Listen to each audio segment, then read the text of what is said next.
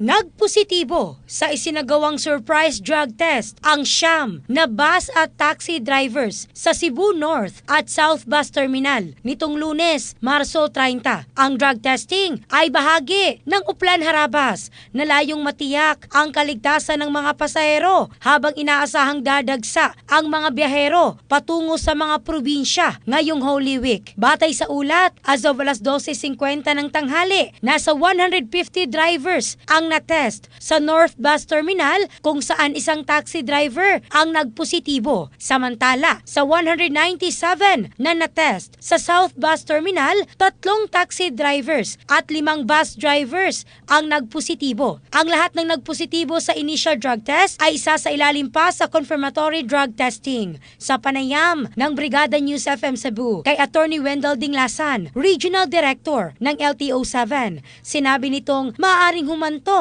sa revocation ng driver's license ang mga magpupusitibo sa confirmatory test. Isinagawa ang operasyon sa pakikipagtulungan ng PDEA, PNP, LTFRB at PCG, katuwang ang mga pamahalaang lokal ng Cebu City at Cebu Province. In the heart of changing lives, ako si Michelle Craste ng Brigada News Philippines, the Music and News Authority.